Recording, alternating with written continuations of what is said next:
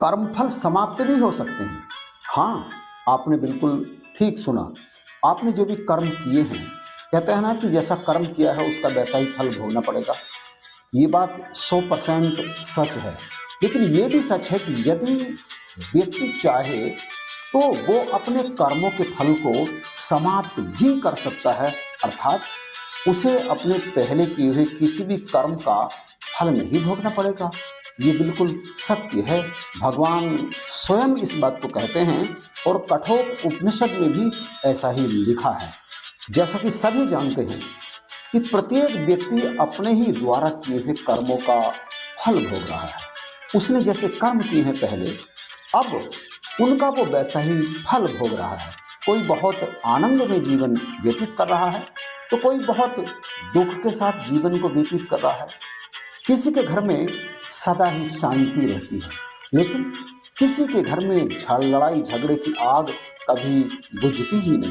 किसी के पास बहुत अधिक पैसा है, सुख साधन मौजूद हैं, लेकिन किसी के घर में अभाव है, बहुत गरीबी में जीवन व्यतीत कर रहा है। कोई बहुत स्वस्थ है तो कोई सदा बीमार ही रहता है। ये सब उसके पूर्व में किए हुए कर्मों का फल है और हर कोई इस फल को भोग रहा है। भगवान स्वयं भी इस बात को कहते हैं कि जैसा कर्म किया है उसका वैसा फल भोगना ही पड़ेगा। लेकिन उधर भगवान यही भी कहते हैं कि यदि मनुष्य चाहे तो वो अपने कर्म फल को शून्य भी कर सकता है। आप देखिए, भगवान स्वयं श्रीमद् भगवद गीता में अपने मुखारबिंद से ये बात कह रहे हैं, यथेधांसी समिद्धो अग्निर भस्म सात कुरुते अर्जुन ज्ञानाग्नि सर्व कर्माणि भस्म सात कुरुते तथा। देखिए, श्रीमद् भगवद गीता, गीता प्रेस, गोरखपुर।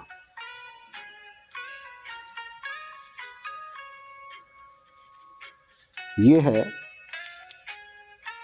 पेज संख्या 241, चौथा अध्याय, श्लोक 37।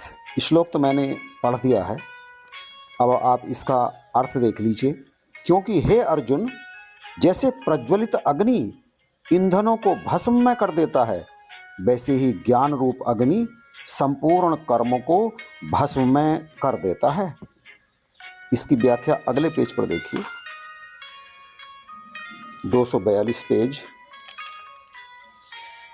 इससे यह बात समझाई गई है कि जिस प्रकार प्रज्वलित अग्नि समस्त काष्ठादि ईंधन के समुदाय को भस्म रूप बनाकर उसे नष्ट कर देता है, उसी प्रकार तत्व ज्ञान रूप अग्नि जितने भी शुभाशुभ कर्म हैं उन सब को, अर्थात उनके फल रूप सुख दुख भोगों के तथा उनके कारण रूप अविद्या और अहंता, ममता, राग द्वेष आदि समस्त विकारों के सहित समस्त कर्मों को नष्ट कर देता है।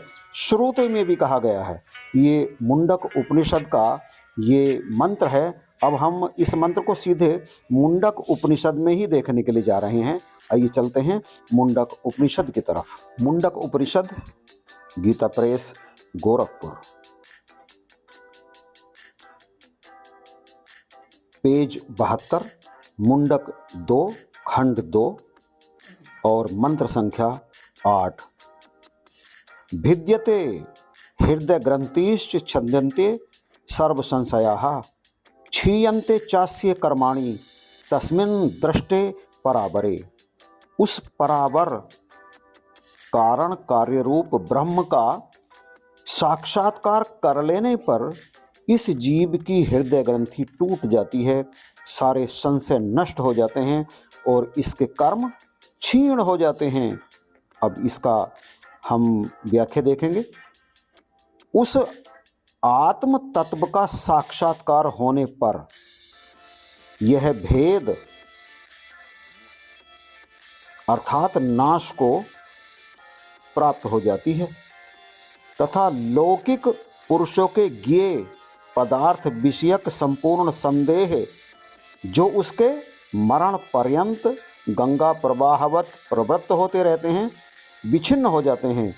जिनके संशय नष्ट हो गए हैं और जिनकी अविद्या निवृत्त हो चुकी है, ऐसे इस पुरुष के जो विज्ञानोत्पत्ति से पूर्व जन्म जन्मांतर में किए हुए कर्म फलोन्मुख नहीं हुए हैं और जो ज्ञानोत्पत्ति के साथ साथ किए जाते हैं वे सभी नष्ट हो जाते हैं। अब आगे देखिए क्या इन्होंने लिखा है, बिल्कुल ध्यान से।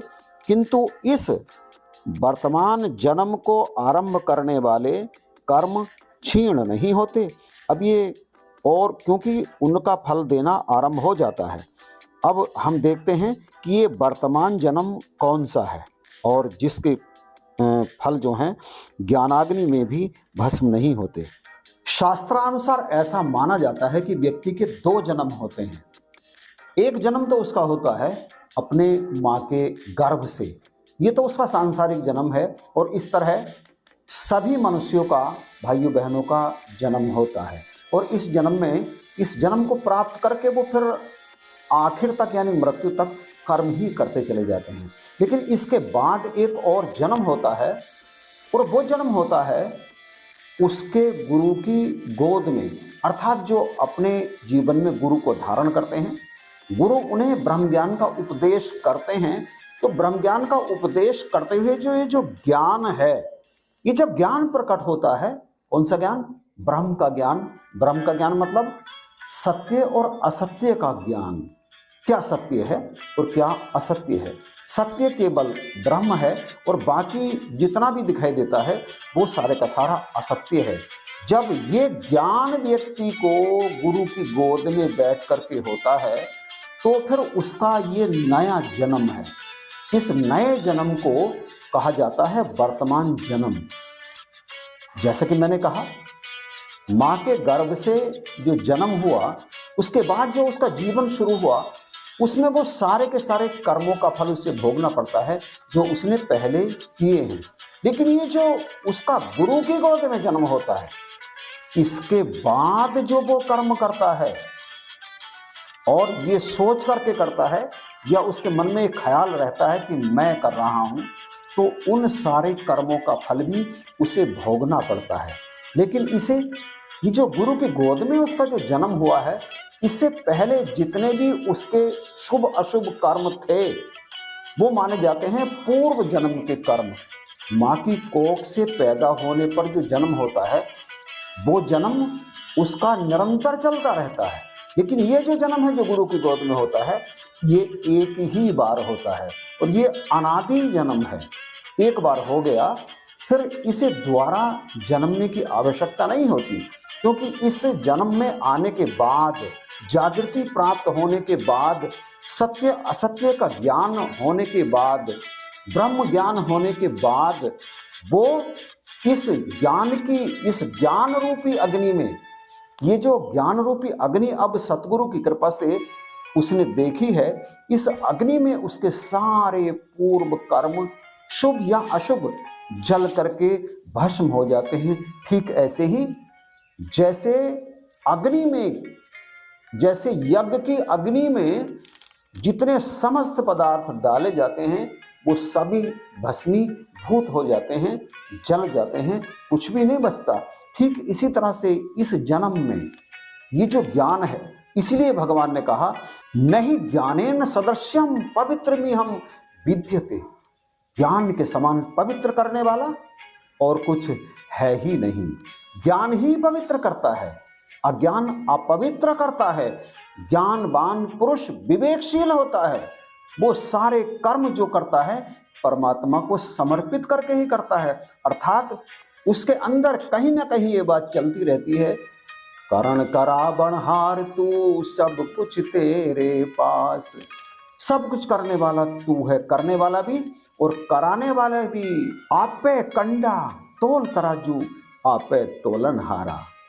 तराजू भी आप है, तोलने वाला भी आप है और तोलने वाला भी आप है। वो जो वस्तु है जो एक पड़ले में रखी गई है, वो वस्तु भी आप ही है, और दूसरी तरफ रखे जाने वाला वजन जिसे बाट कहा जाता है वो भी आप ही है। सब कुछ आप ही है।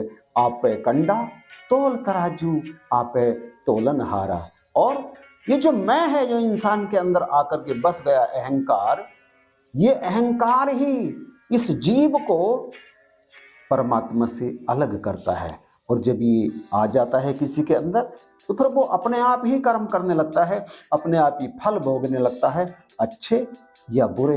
अपने आप ही रोने लगता है, अपने आप ही हंसने लगता है, अपने आप ही अपनी दशा को देख करके प्रसन्न हो जाता है, अपनी दशा को देख करके दुखी हो जाता है।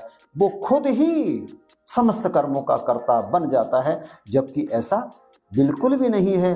करने वाला कौन है? करने वाला तो ये परमात्मा ही है, कराने वाला भी ये परमात्मा ही है। जब ज्ञान हो जाता है तो फिर ये बात समझ में आ जाती है, और ज्ञान होते ही समस्त कर्म भस्मीभूत हो जाते हैं। जैसा कि पहले कहा, तो कृपा करो, बख्शिश करो। जीवन का यदि आनंद उठाना है तो फिर ज्ञानाग्नि में हर समय अपने हाथ सेकते रहना है, अपने चेहरे को तपाते रहना है, और अपने मन में रहने वाले विचारों को उसमें भस्मीभूत कराते रहना है। इन्हीं शब्दों के साथ आपसे इजाजत चाहूँगा। वीडियो अच्छा लगा है तो शेयर कीजिएगा, कमेंट भी कीजिएगा। चैनल पर यदि नए हैं तो इसे अभी सब्सक्राइब कीजिएगा। इन्हीं शब्दों के साथ आप सभी को वीडियो देखने के लिए धन्यवाद।